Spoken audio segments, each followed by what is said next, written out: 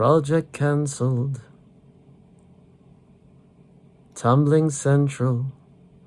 Red money.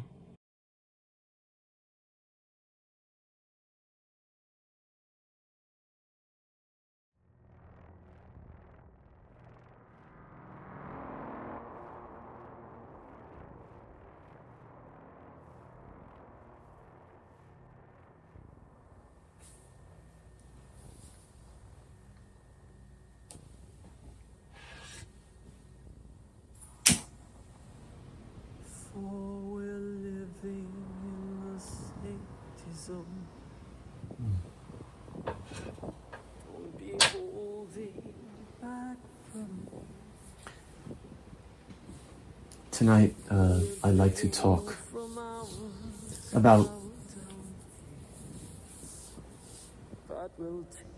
something I started in 2022 that became something else, that morphed, that developed, and which became a triptych of albums. And it's a unique one because, firstly, it's dedicated to, or it's influenced by, it's a tribute to, it takes elements from, it borrows from, and it also redefines David Bowie's 1995 project, One Outside, and the Leon Sessions. But I'm getting ahead of myself.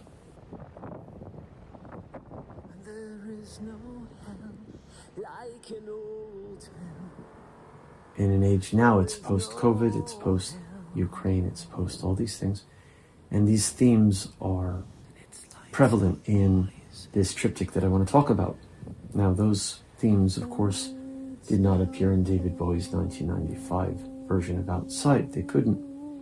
Because David Bowie in 1995 was writing about 1995, and Marc Lowe, living alone in Tokyo, Japan, starting in 2022, and with the completion of the triptych, I'm going to talk about this now, in 2025. It can't be about anything but what it feels like to be alive now. Bowie once famously said, and I've been quoting him on this recently, a lot, that the future belongs to those who hear it coming. I'm not really even sure that's like his original quote. I think it was sort of like a phrase that kind of became associated with him. It's kind of like the quote about religion is for people who fear hell, and spirituality is for those who have been there. That's often attributed to David Bowie, but actually it wasn't David Bowie who said it originally. And when he said it in context, he said, I don't remember the philosopher, I don't remember who it was who said this, but, and then and actually I think that was in an interview for the Outside album. It may have been the EPK, or the longer video where he's talking about it. He's lying on the bed. It may have been that one. I'm not positive, but anyway, it's attributed to him. It's not him. But the future belongs to those who hear it coming simply means, at least in my interpretation, that, hearing is part of it, right? The five major senses, apart from the sixth sense, right, which is our intuition kind of thing, is to see and to listen, right? And there are, of course, others, but then you listen and you also see, and you keep in other words, you have your eyes open. It's sound and vision, right? And Bowie also famously said the eyes are hungrier than the ears, which is why he was so, for many years, into fashion and the makeup and the costumes and the kimono and all that stuff, and later the music videos and so on, the elaborate stage performances for Ziggy Stardust and Hunger City and all that. So, why am I quoting him on these things and talking about this? Because in 1995 he had his ears tweaked to the sound of the future of the internet of the new technology, of the loss of connection, of the fact that, God is dead in this century. He died actually in the last century, or with the Industrial Revolution, and Nietzsche's right. He in another interview, Bowie's talking about in 2002 for Heathen. There's an interview where he's talking about this, and that Nietzsche pronounced God is dead. And what that meant, of course, is that people now had faith in science, that they could be the gods and they could build their own society. They didn't need a belief in God or the church. That became superstition. They now had control, so to speak, and so they created the bomb, he says, right? That's the best we could do as man. Now, he was seeing the future as a very bleak place. He had seen the future as a very bleak place early on, and this is where my talk gets into Bowie and dystopia. And then I'm going to move toward sequentially a little bit, outside in 95, and I'm going to talk about my own project and how it came about and how it is in conversation with David Bowie's 1995 project, the Leon Sessions and Outside, but also other things that are David Bowie, and also things that are the present moment in time, and coming from, not only from me personally and my situation in Tokyo as a single man, as I said, right, blah, blah, blah, blah, blah, living here, right, alone for several years, but also having, and this is the quote, my ears tweaked as well and my eyes open. Been following these things in my own solo music, if you will, and when I also, with the revival, my revival of my This Dark Shroud project, these themes are all over this, all over my solo work. And actually what I wanted to say about this, what became this triptych, and I'm getting ahead of myself again, is that it really is in a way an original work, but it's in conversation with Bowie. Just like Diamond Dogs was a Bowie original, but it was in conversation with both Orwell's 1984, and as it's pointed out, very rightly so, I think, in book I'm reading now, the 33 and a Third Diamond Dogs book, that John Majori just recently interviewed the author of that, and I picked it up because I'm teaching a class right now on Bowie and dystopia, and I'm basically focusing on Diamond Dogs from 1974, Scary Monsters, and I'm actually using Adam Steiner's book on that, Silhouettes and Shadows, as a kind of textbook, though I'm really veering from it too to talk about other things. And then Outside, which there's no text for that. Maybe I'm the one to write that. I'm starting to think that now. Maybe I should write the text. If we've got a text on Diamond Dogs, Dystopia, and which is based on 1984, and I was going to say William S. Burroughs, right? The Wild Boys. It's discussed in this book. And then Scary Monsters, which of course comes from all sorts of things, but Bowie was sort of watching the news, and he was afraid that there were just, there's an impending calamity, which is certainly how I've been feeling for the last several years, since COVID at least, and certainly since Ukraine war, 2 days before my 48th birthday in 2022.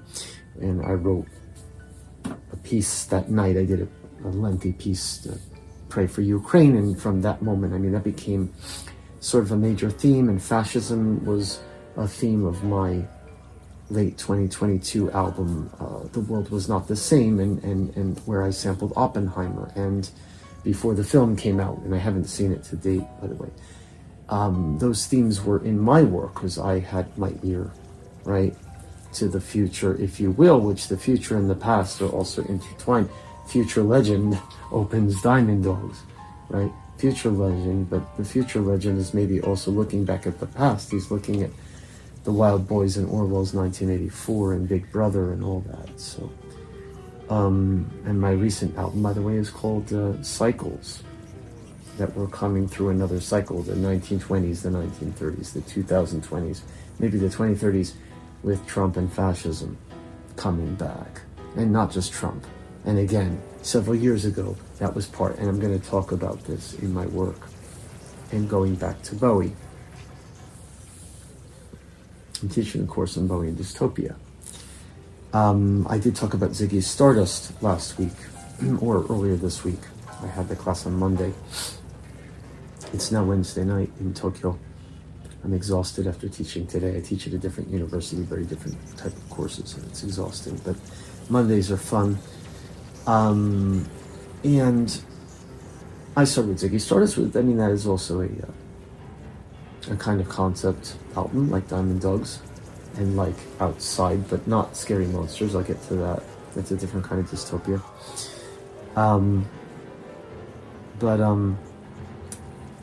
Ziggy Stardust is about, right, this rock star who falls from Mars or outer space or somewhere else, and he comes down. He's a kind of savior, right? He's a savior, but he's not going to be able to save the world from 5 more years. The apocalypse is coming, and of course he's devoured by his ego, and there's all that. But there's also like a hint of fascism in that, right? Because he's like becomes too big for his britches, and the fans follow him the way that people would follow the leader of a cult or a nation. And of course, it's not till 1976 that Bowie will say Hitler was the first rock star, but that's post Diamond Dogs, right? And then we have the Thin White Duke, of course, which is like an obvious fascistic figure, return of the Thin White Duke, but that was the cocaine era. Now, I'll be talking about that in my class as well. It's not going to be the focus, but obviously that's a stopping point. We're moving from station to station, right? That's a station. The 3 main stations in my class are Diamond Dogs, 1974, Scary Monsters, 1980, and 1995's Outside, which is something that few people talk about, I think. And again, that's the emphasis on this triptych is basically based on that.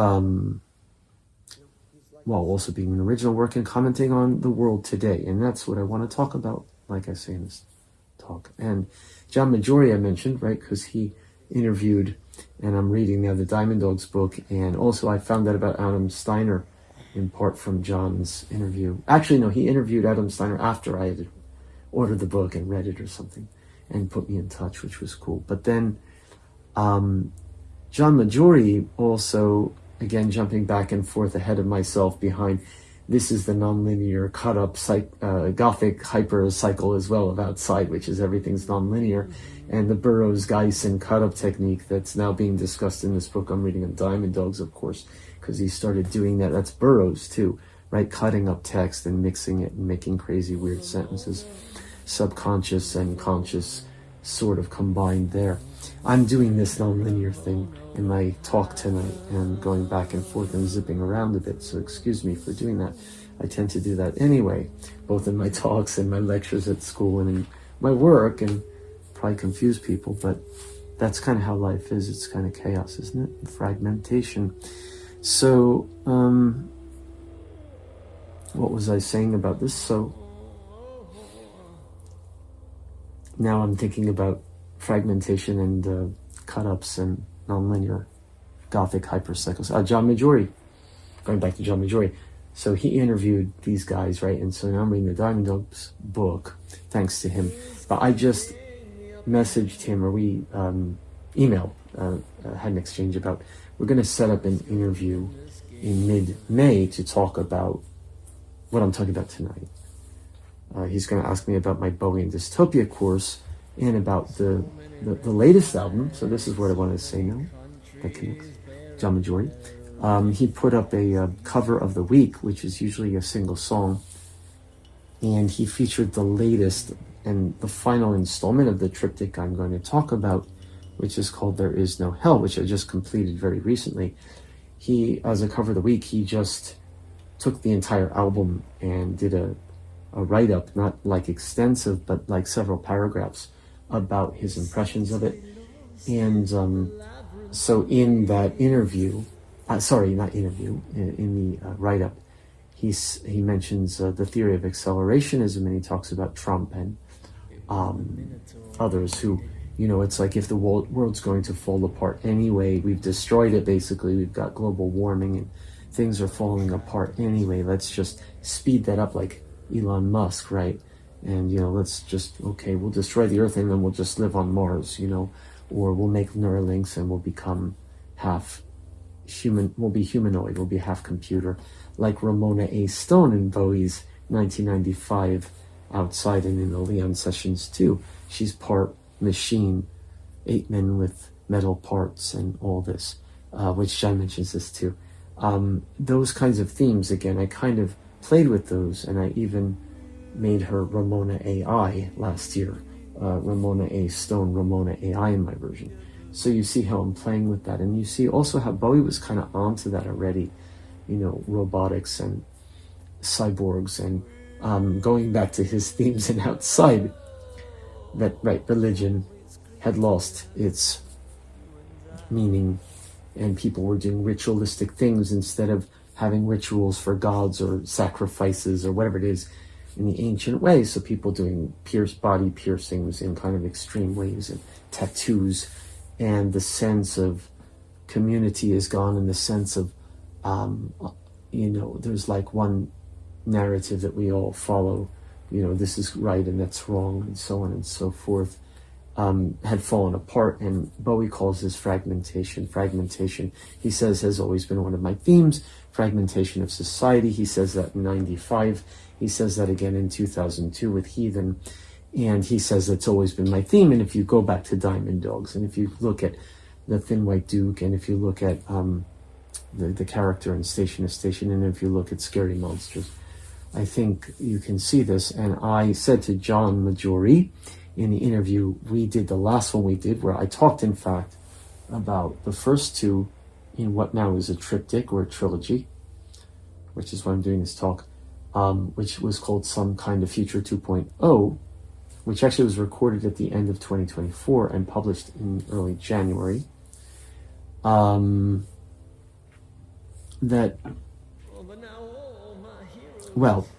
So 2.0 is Trump 2.0, right? That idea, I'm just giving that away now. I mean, if you didn't catch it.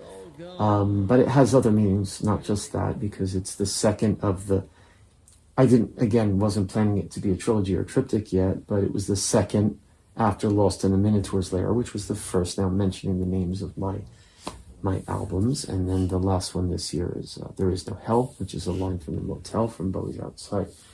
But anyway, Ramona AI, Ramona A. Stone, and that was recorded, as I say, in late 24, and a lot of the themes that were continued this year were there, and it was about Trump moving in to the White House and how are things going to change. And that 2024 was chaos. That's what I want to say. Fragmentation was Bowie's word. I said it was chaos. And chaos, it's a song I wrote in 2015, a cappella, and it's a song I often perform. And so when John interviewed me for Some Kind of Future 2.0, I said, if Bowie called it fragmentation as his theme, I would say my theme is chaos. But really the same. This chaos is killing me in Hello Spaceboy, which I also covered last year. Although it's on a different album, it's on my solo album, The Tower. So let me, I don't know how long to do this talk. It's about 20 minutes, okay, it's not too bad. I was thinking around an hour. My throat is suddenly a little bit off, so I don't know if I should maybe get a lozenge here, and that'll help me to talk a little bit longer, or get a drink of water maybe. So Bowie's most famous triptych, what's called the Bowie triptych, is the Berlin triptych, right? And it's interesting because that was created under very different circumstances from albums such as Diamond Dogs, and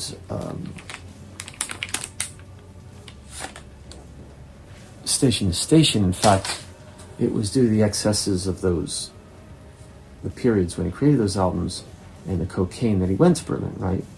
I think Iggy Pop and I think Visconti was there, and of course Eno, and recorded the experimental trilogy or triptych basically the first two, and then the third in Switzerland, which was larger, 2 years later. But and then Scary Monsters in 1980, and that's where the Adam Steiner book comes in. I'm really jumping around. In my course, I talked about Ziggy Stardust and the apocalyptic world of that. And there's, like, Ziggy himself is a kind of quasi, he's not a fascist, whatever, but he's a rock star, and it's that thing that Bowie was getting onto, that rock stars had a kind of power. And like if they have a following, it's like a cult, or it's like a leader of like Hitler was the first rock star, he says, in 1976 when he was coked out, and people got very offended by that for a good reason.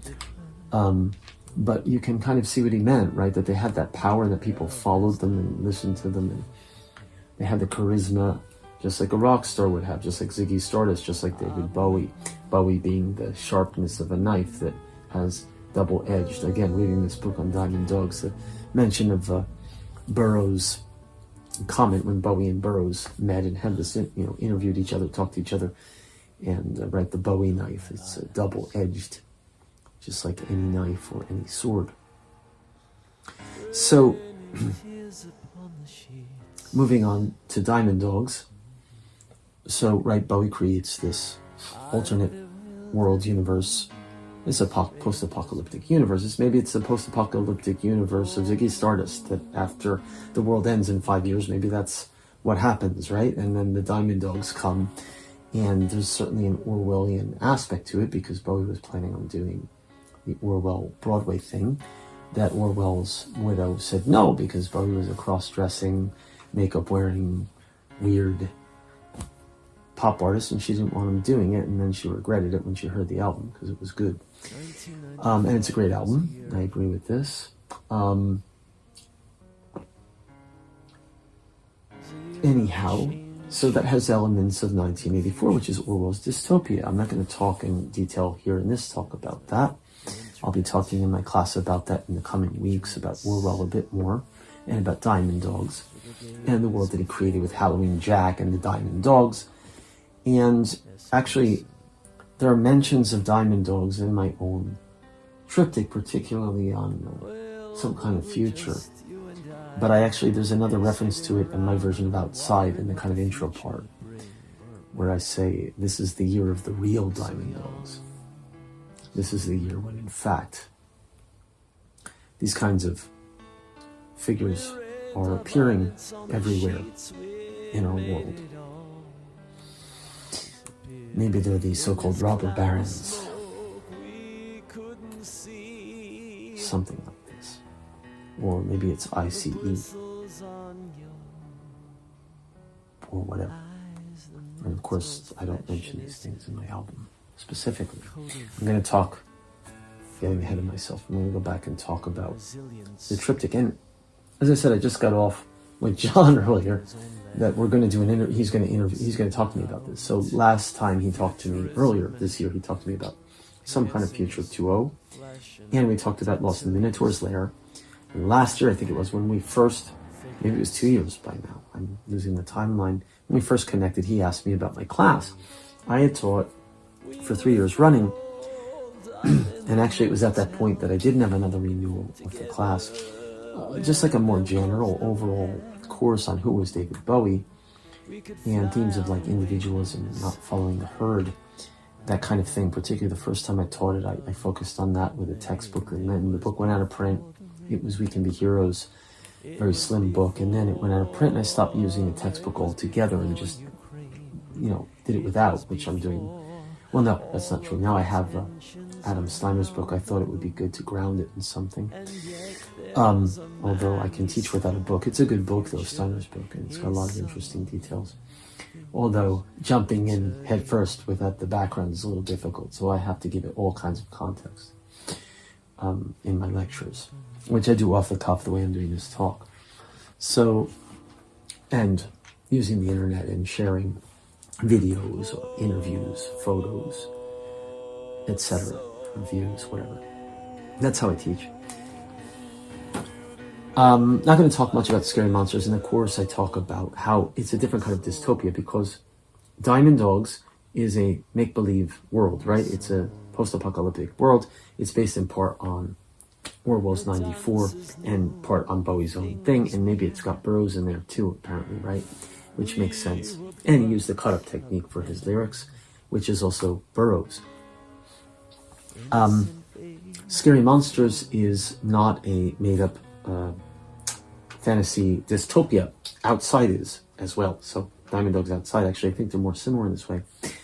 Although Outside and Scary Monsters sometimes compared because in the 80s, between 1980 Scary Monsters, he did Let's Dance and all 3 kind of commercial albums, and then he did Tin Machine, and then in some sense Outside was considered his return to form as an avant-garde experimental artist, although it almost like he went too far in a way, and it was now 1995 and people called it pretentious, this, that, and the other, which I totally disagree with. It's absolutely underrated, but even today, and misunderstood. That's why, because in fact, it was more avant-garde and more difficult than I think anything he had ever done before or since. Black Star comes the closest, but Black Star is his final statement, and it's got the jazz band, and it's much shorter, there's no character segs.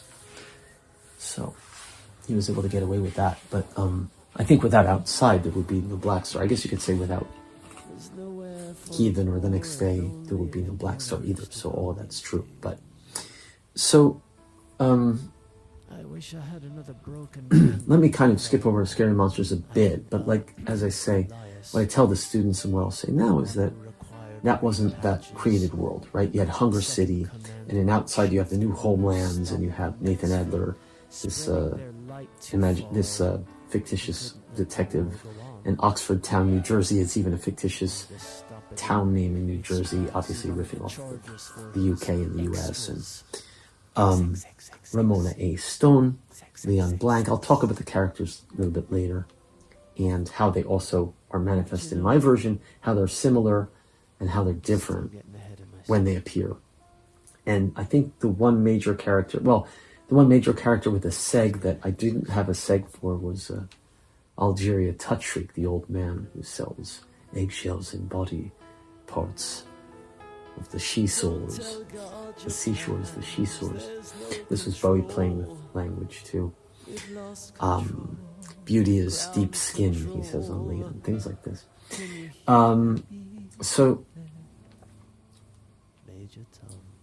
Scary Monsters with Bowie, this is drawing also from the research of Adam Steiner, being very paranoid about the future or the present and all the terrible things happening, and also the turn of the century and what he felt was a very ominous sort of, turning. And of course, life is always like, look where we are now, and this is where are we now, right? And so that is also what my triptych ended up becoming. And as I say, that in a way isn't just because it's riffing off of Bowie's Outside in terms of sounds or themes, and I'll get back to that in the characters, some of them, but in my own solo work and my This Dark Shroud, which is my side project solo work, since at least 22, since Ukraine especially, because 2021 mostly my themes were around COVID and the pandemic and the vaccines and etc.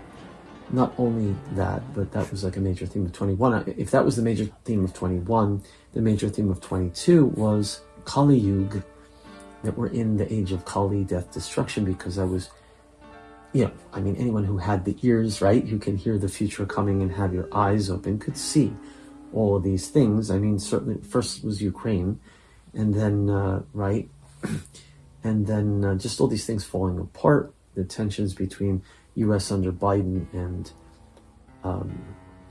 I've mentioned this so many times, Nancy Pelosi going to Taiwan and ratcheting tensions with China and North Korea, firing off more and more missiles, which they did even more, I guess, in 23, 24 after that. And it was in the air. You could kind of sense it if you're sort of like keeping abreast of things. And that, to me, I felt a little bit like what I imagine David Bowie felt like in 1980, 79, 80, when he's doing Scary Monsters, and what, again, Steiner writes about, that it's like this kind of ominous thing. That's how I was feeling from 22 onwards, and of course COVID was like a whole other thing in itself. That's another talk, and that's another album I did before and after COVID, which John Major also, the one original album he interviewed me for, only on my page, not a David Bowie related thing. So from 22 onward, my work has been heavily sort of political or geopolitical, or looking at these things and commentary, sometimes in lyrics and song, sometimes in spoken word, like I did these talks, and then I put the spoken word in with the music. That's something I've been doing a lot of since 22 and beyond. And so we built the bomb, which was the best that we could do. Then we waited for Leon. Before I do Diamond Dogs, Dystopia, of course the Thin White Duke is fascism. Bowie cleans up, goes to Berlin, does the experimental albums, which really aren't about those things. They're really not concept albums, but that's a separate thing for another talk. I love the Berlin trilogy. I love Low, Heroes, Lodger, even Lodger, which is not really part of the Berlin sessions, but they call it part of the triptych because it has Brian Eno in the studio with Bowie still. And it's experimental, although it's more pop experimental. 1980, Scary Monsters has that, right? Opens with It's No Game, which I also covered, and maybe not accidentally, though probably subconsciously. I had covered that actually at the end of 21. I did my version of It's No Game, and it had drums in it, and I had synths instead of electric guitar, or Fripp's guitar. I had a kind of synth loop I made. And I changed the lyrics, both in English and Japanese, because I can do the Japanese. And I did what, like with his version in 1980, where, what's her name, Michiko or something, I forget her name, Kakutani, or I forget what her name was, sorry, I'll have to look it up and put a subtitle on wrong, it's this. But, so he wrote the English lyrics, right? Silhouettes and shadows, watch the revolution, no more free steps to heaven, it's no game. And then had that translated into Japanese, into a very strange kind of Japanese, actually. And her screaming and calling herself ore, which is means I, but it's like basically only used by men, or used to be. You wouldn't imagine a demure woman in a kimono in 1980 or thereabouts saying ore. Put a bullet in my brain, it makes all the papers. Ore, my, no atama ni, in my head. Tama o uchikomeba, if you put, shoot the bullet in, or put the bullet in. Shimbun ni kakitateru, it's written in the papers. So, I covered what I was going to say is this song, right, in 21, kind of heavy version. I painted my face, I was in my apartment, it was COVID. I was doing self-shot videos like I do now. I started doing them a lot in 2021, and released that. And that had, as a theme, the tensions ratcheting up. So I guess I was already seeing it in 21. It's before Ukraine. It had like North Korea and China things. That was like at the time I was looking at North Korea, China, and thinking, there's going to be something, conflict at that time, and of course how much more now. So in the video, it was me singing with the makeup and kind of screaming and stuff. But I'm so far from the event.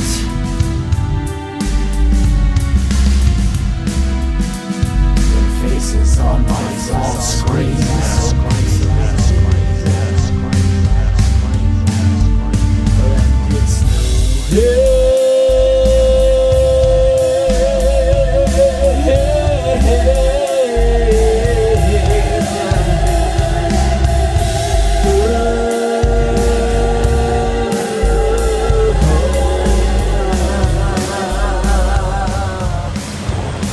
Vaccination conspiracies. The missile hits the target.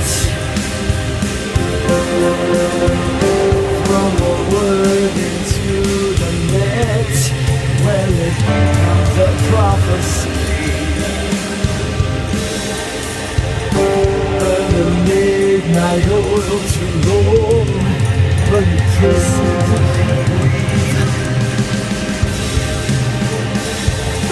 Touch your screen too many times. You'll wish it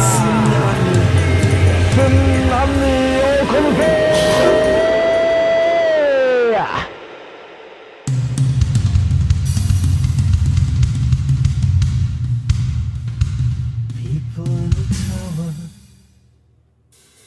cannot sift through their sordid truths. The Sphinx devours its own tail. It's still garbage sorting. And it's no game.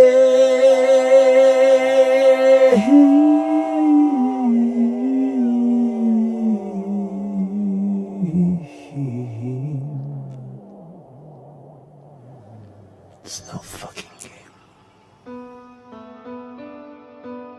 Time is waiting in the wings. He speaks of senselessly. The script, it's you and me. Oh. Time flexes like falls wanking to the floor of the hall. As quick as you and me. Boy.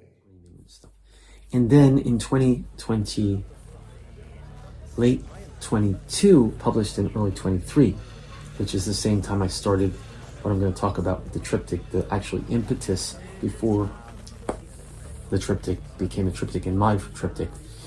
I did a cover of an acoustic rearrangement of It's No Game, a new version and a new video. And that then had Ukraine in it. And that was the main thing. So before it was like China, North Korea, like ratcheting tensions in East Asia or something. And then my 23 version, which was acoustic, the lyrics were actually more or less the same. The rewritten lyrics I had done in English and Japanese. For example, how did I change? So, Silhouettes and Shadows, Watch the Revolution, No More Free Steps to Heaven is Bowie's version. My version is, I have to remember it now. Blue Eyes Fixed on Blue Light, Soul and Body Rendered. There's no more belief in reason. Something like this. Okay, so these are some of my lyrics. I'm forgetting them. I changed all these things, you know. Touch your screen too many times, you'll unleash a tsunami. Vaccination conspiracies. Missile hits the target, and this kind of thing. Those were my words instead of documentaries on refugees, etc. In Bowie's version. So I just redid, and then the acoustic version. Now, 2022, I re-recorded. I did the acoustic version with those lyrics, and I ended up also doing a video.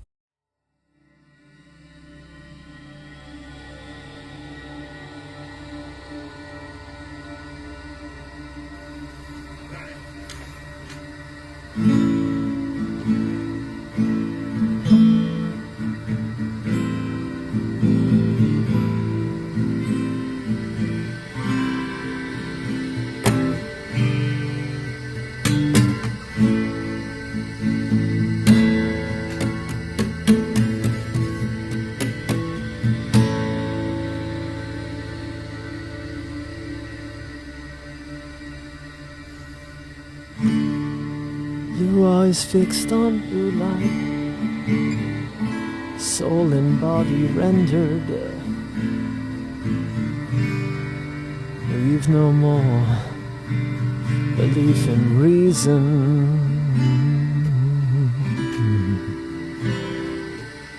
And it's no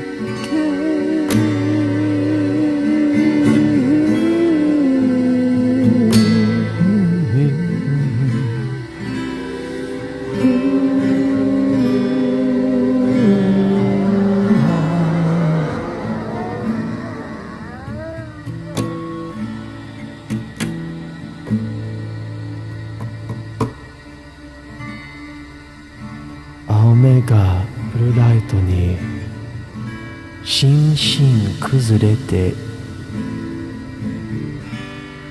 もういくつの信頼がない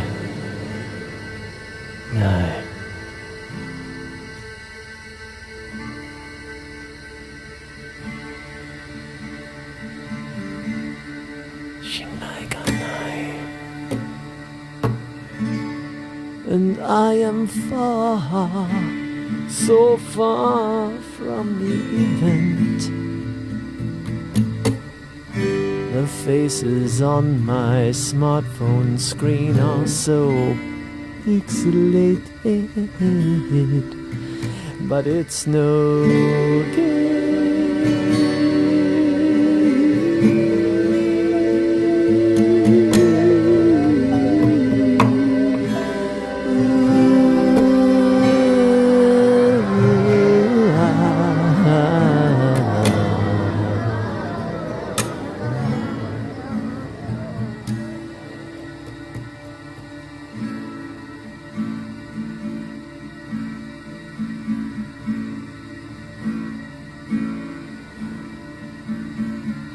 行事と離れている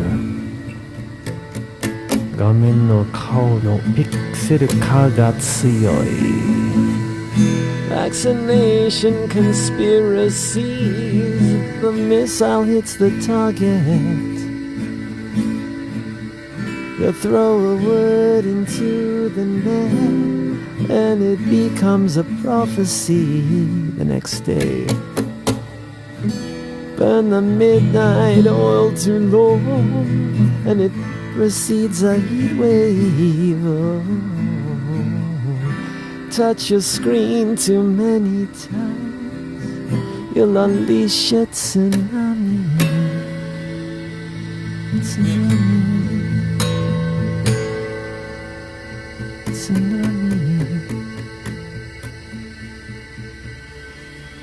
Tsunami 起こるぜ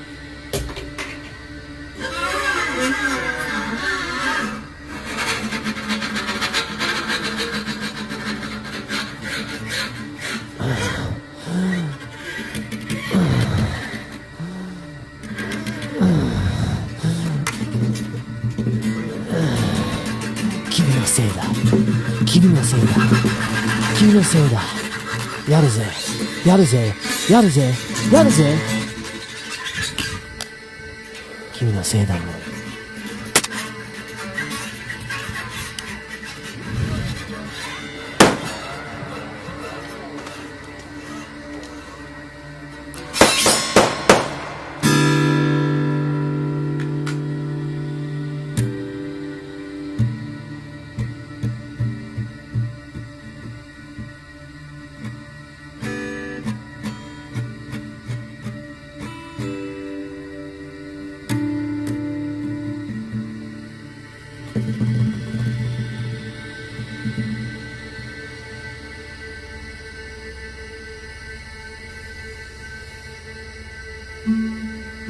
Well, the people in the tower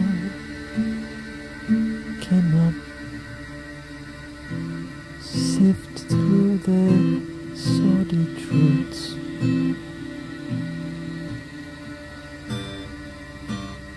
The Sphinx devours its own tail. It's always just garbage sorting.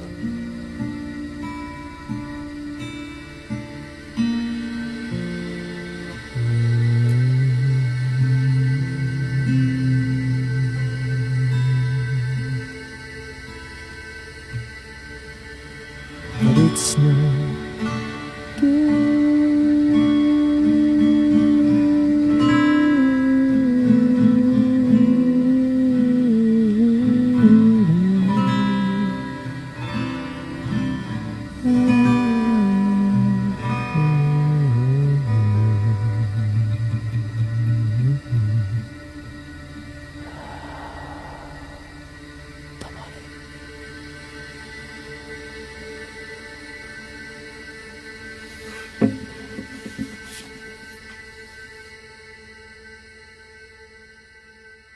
also doing a video in early 23 and releasing it on January 8th, 2023, Bowie's birthday. And now, here's where it comes, my very first outside tribute that I recorded also at the end of 2022 was called Minotaur/Artist. I did a long talk about the Minotaur figure in Bowie's Outside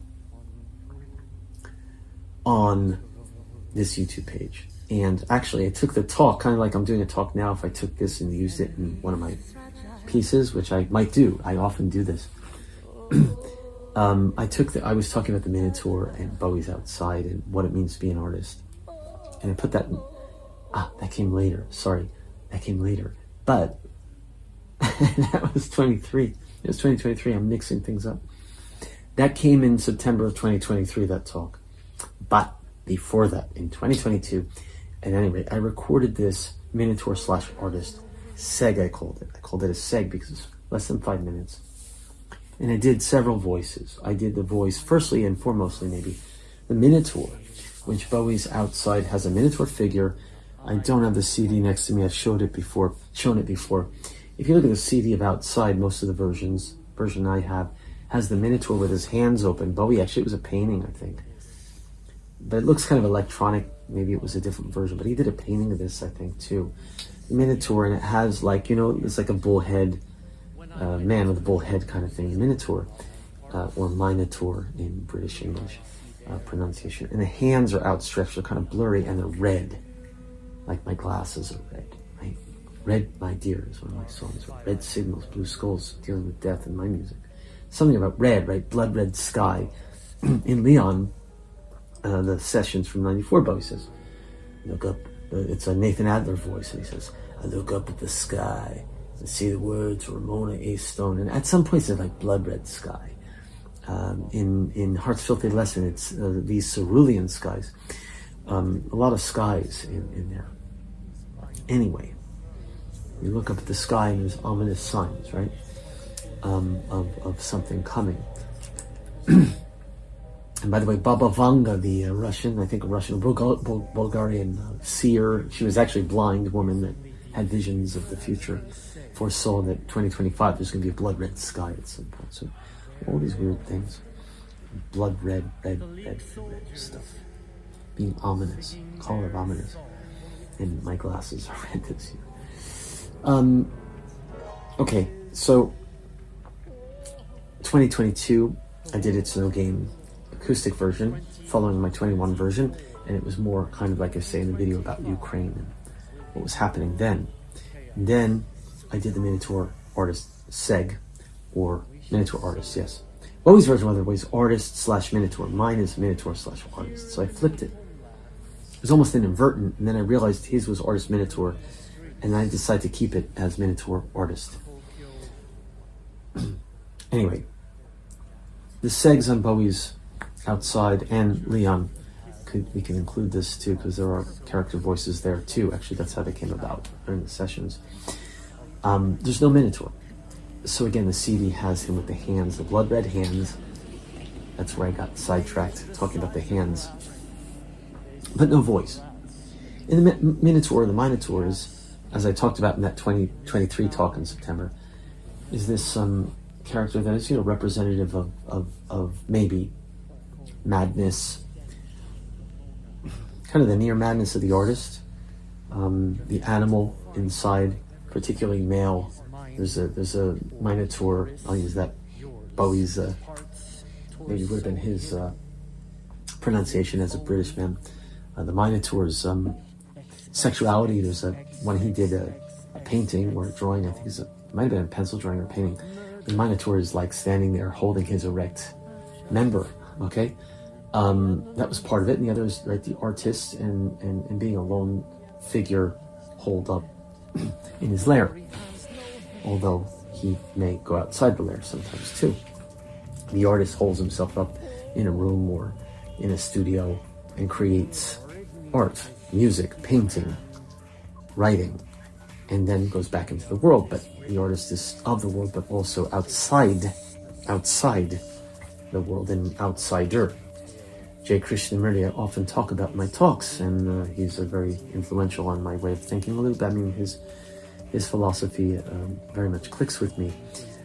He had a talk about what is an artist. Like he's talking with another guy. What is an artist, sir? he had like that British thing, you know, what is an artist, sir? What do you think an artist is? Someone on the outside, someone who, this actually the person he was talking to said, like, they're a mirror for what's happening in society at any given time, and he says the things that others are afraid to say, so that makes the artist an outsider, and the Minotaur is an outsider. Has this sexuality, male sexuality energy, testosterone energy, but also madness. And the Minotaur may be the murderer. This is now going into Bowie's story of outside story. This is the concept, like you had Hunger City, and Ziggy Stardust has a bit of a concept of, right, the Ziggy Stardust in the band, and what happens, he gets devoured by his fans and eaten up by his own ego. Scary Monsters does not have such a plot, but it's dystopia in some ways. And watch out for the future, right? These look at what's going on, right? Talking about refugees and children, and you know, maybe in the Middle East smearing camel shit on the walls, and these kinds of images, things from the news. But then, concept album comes back in 1995 after his popular period. Let's Dance, foofy blonde hair, trying to appeal to the masses, and then trying to throw all that away and start over again with an almost clean slate, except now he's referencing his past like he did with Ashes to Ashes, referencing Major Tom in 69. Well, he was constantly doing that, you know, recycling, but like making it new at the same time, reflecting on his own history and his own legacy or legend. Stiff on my legend, the films that I've made, forget that I'm 50. He just got paid. He was 48 when he did Outside and 50 when he did Earthlings. So that makes sense.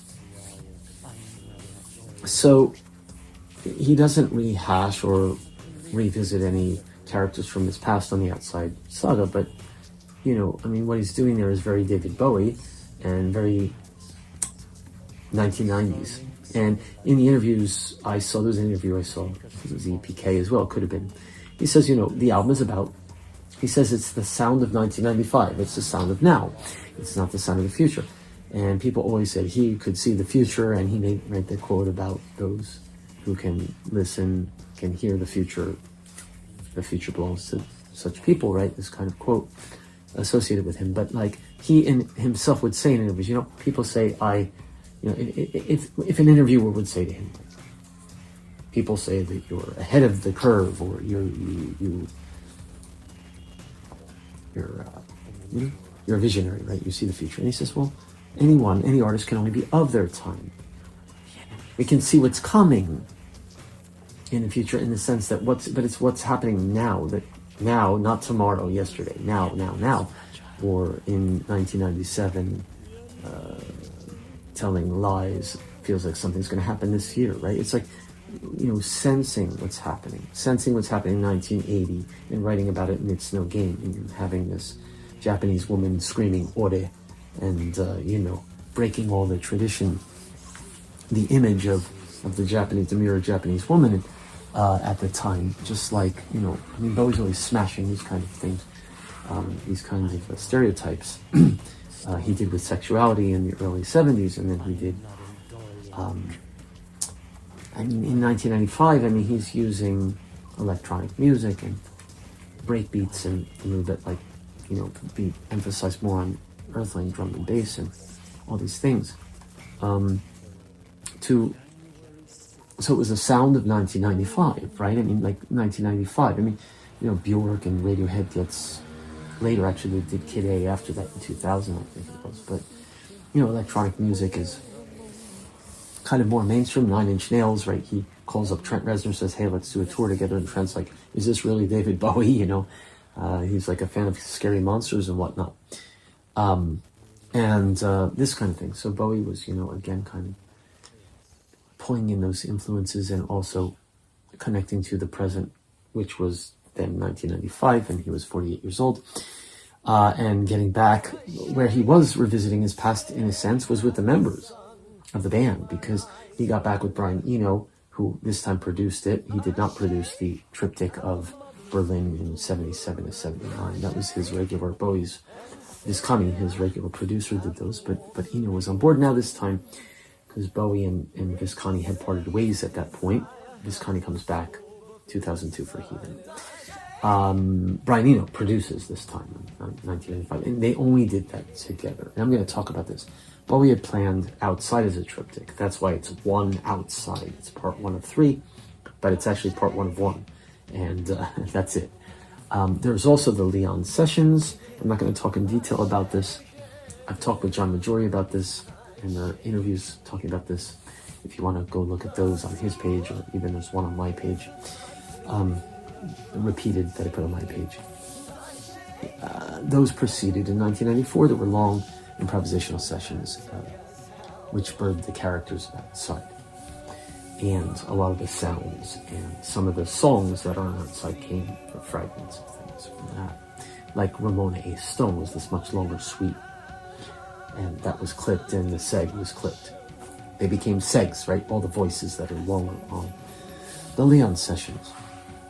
So anyway, it was the sound of 95, and it was also what's happening in 95, and again, Bowie talking about, right, fragmentation.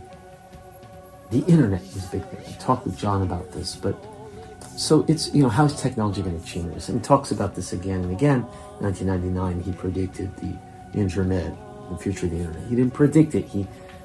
The future belonged to the man who had his eyes open and his ears perked and could see that it was an alien life form and was going to change everything, which it did. So yeah, he predicted it. I mean, he could see that, just like we can see, most of us actually, or some of us, what AI is doing to society, or could potentially do. But now it's all, because of the internet, it's everywhere. It's social media and the talking and YouTube videos.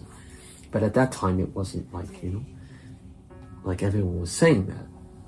The interviewer in that famous interview in 1999, Paxman, I think, is like, but it's just a tool. And Bowie says, no, it's an alien life form. It's terrifying, interesting, and amazing maybe, but also terrifying. The potential for how it's going to change communications. I think we're actually on the cusp of something exhilarating and terrifying. It's just a tool, though, isn't it? No, it's not. No, it's an alien life form. I don't think that Bowie predicted just how, he does talk about fragmentation, but I don't think he predicted just how it would literally stop people from communicating with one another, because it seemed like such the great communication tool. Bowie used it that way for BowieNet. Though thinking back to it now, during his final years when he went into kind of, solitary, just with his family, living in New York, wearing the baseball caps and sunglasses so people wouldn't bother him, he wasn't touring. No album for almost 10 years between Reality, when he had his heart thing, stopped touring, and the next day with the first single, Where Are We Now, right? Where he surprised everyone, but on his birthday. But so anyway, I think he distanced himself from the internet but he was so into it at first, right? Like BowieNet, and he did this song where it was a contest for the lyrics, and What's Really Happening 1999, right? A contest online. The fans and the musician could get closer, right? In the 70s, it was the allure and the mystery of the artist, and that's why it was like the fans would follow the fascist dictator could be the same kind of thing, where it's like a cult or something. But then the cult, then it's like, nowadays, right? Bowie's not around to see this now, but he was, I think, intuited too, that the artist and the fans getting closer, right? So then the magic is a little bit dissipated a little bit in a way, unless you kind of distance. And I think toward the end of his life, he started intentionally distancing himself to keep that allure and magic a bit, and also because he was tired of it. Just tired of fame, There's so many things could be talked about, that I could speak about here, but this isn't really a talk only about this. I mean, I could talk about Bowie. I could do an entire series on just different aspects. I've been thinking about doing a Bowie in Japan talk forever, and I haven't done that yet, but I will eventually, maybe in Japanese. So let me then talk about this. So Leon, the sessions, 1995, Outside. I won't go into all the details why and how. I talked to John about this and in that interview. And some of you watching this maybe know the history of Outside, but for those of you who don't, I mean, just the short version is the label said the Leon sessions are too experimental. We can't sell them. They're like 20, 25-minute suites. they're really experimental and improvisational. Whittle it down, make some songs so we can like market them and make videos. And Bowie, I guess as a compromise, took the longer talk parts of the characters' voices and made them into shorter segs. Now this is important to talking about my versions, going back now to that. So 2022, I did my first tribute, not my first, I had done like song covers. I did Heart's Filthy Lesson and I'm Deranged. And I did my own mini seg of Nathan Adler Jr. back in 2020, actually, when I first came to Tokyo. And these kinds of little experiments, I did song covers from outside songs. I did Voyeur of Destruction, which I redid for 2.0 last year. I remixed it, totally different version. But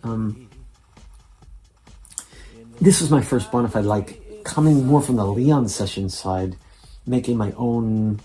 Well, I did my own seg with Nathan Adler Jr., but I did the Minotaur voice, Minotaur artist voice. I created my own voice and my own image of that after, I was thinking about the Minotaur. And it's a very short seg. It's like less than 5 minutes, the original version that was on the single with It's No Game. You see how I'm jumping around so much. It's No Game acoustic version, 2022-23 version, the one more like Ukraine themed, at least the video. The lyrics same, basically. But missile hits a target, right? And now it's like Ukraine. Before it was like maybe North Korea is shooting missiles or something. So I did a single on January 8th. I released both of these were recorded 2022. That It's No Game and Minotaur artist seg. Now, apart from the Minotaur's voice, I have another voice on there that I don't know that even I knew who it was. It's this person talking. It could be Nathan Adler Jr. or some other. Says her name was Ramona. I met her in Shibuya, some downtown freak show in Shibuya. I made it Tokyo locale, and she was afraid, or she was convinced rather, that this is my dialogue that I did on the spot. She's convinced World War III is upon us, Elias Mouse, and all of his devious doings. And at the end it says, but I'm getting ahead of myself. So the Minotaur opens with, my name is Minotaur. Enter my lair with caution. If you're looking for simple answers here, you'll be bitterly disappointed. And there's also, he says, you're now living in the darkest of times. All of that was recorded, improv in 2022 for this Minotaur artist seg. Very short, published on January 8th, Bowie's birthday, 2023, alongside It's No Game 2023, I called it, I think, the acoustic version. So just 2 songs.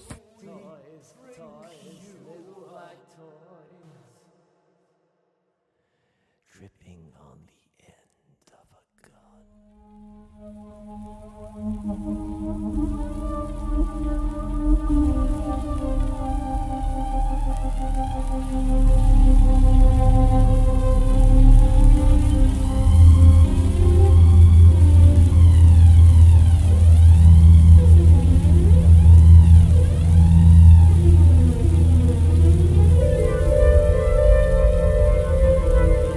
My name is Minotaur. Or rather, I am the one who has been seeking for body parts in Oxford Town, New Jersey, all these years.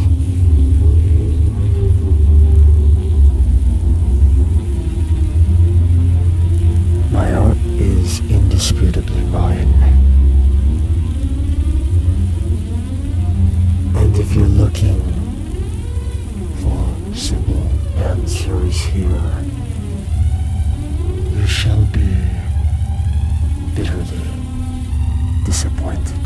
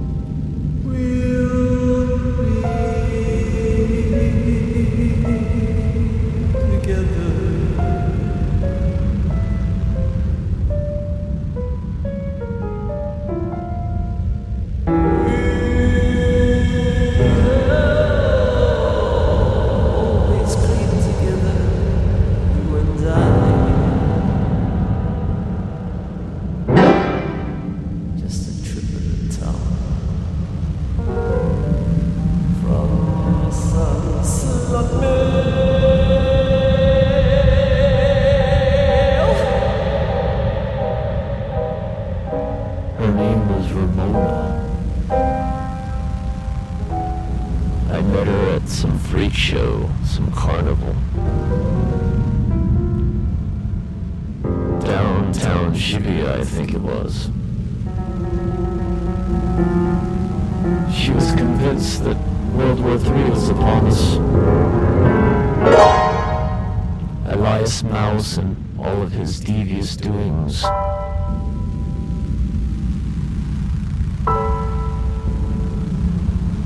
They would be required for all of us. Brain patches.